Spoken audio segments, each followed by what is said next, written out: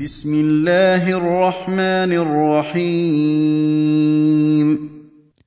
Au nom d'Allah, le tout miséricordieux, le très miséricordieux. إذا جاء نصر الله والفتح.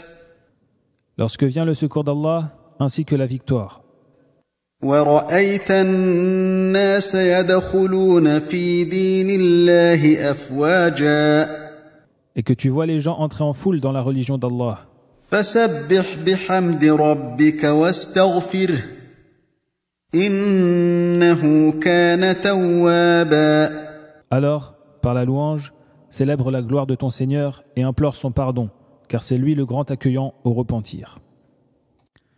Cette noble sourate renferme l'annonce d'une joyeuse nouvelle, un ordre destiné au messager d'Allah, sallallahu alayhi wa sallam, lorsque cette nouvelle se produira, un signe de ce que cette nouvelle implique.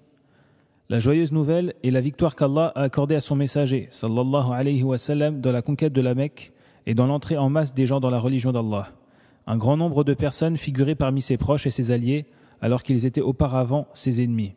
Concernant l'ordre qui fut donné après l'arrivée du secours et de la victoire, Allah ordonna à son messager, sallallahu alayhi wa sallam, de remercier son Seigneur, de célébrer sa gloire, de le louer et d'implorer son pardon. Quant au signe, il se décompose en deux parties.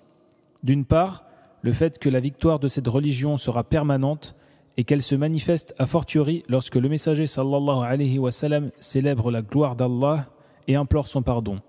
Et cela fait partie du remerciement, comme le dit Allah subhanahu wa ta'ala, sourate Ibrahim, verset 7, « Si vous êtes reconnaissants, très certainement, j'augmenterai mes bienfaits pour vous. » Ceci s'est déjà produit au temps des califes bien guidés, et même après eux.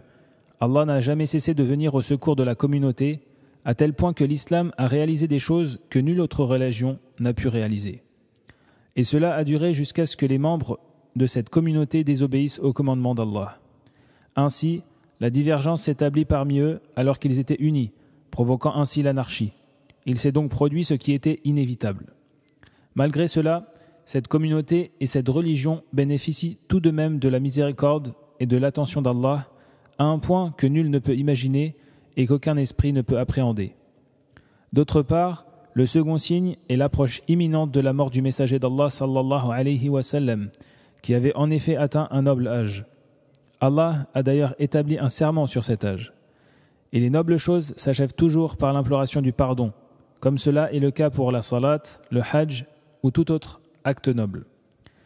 Allah a donc ordonné à son messager sallallahu alayhi wa sallam de le louer et d'implorer son pardon, afin de lui indiquer que son terme a été fixé et qu'il doit donc s'apprêter à se préparer.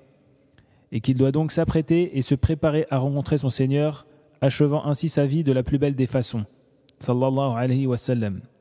En effet, le messager d'Allah sallallahu alayhi wa sallam a mis en application les enseignements du Coran et pendant sa salat, il ne manquait pas de multiplier la parole suivante au cours de l'inclinaison et de la prosternation. Gloire et louange à toi, ô Allah, notre Seigneur, ô Allah, pardonne-moi.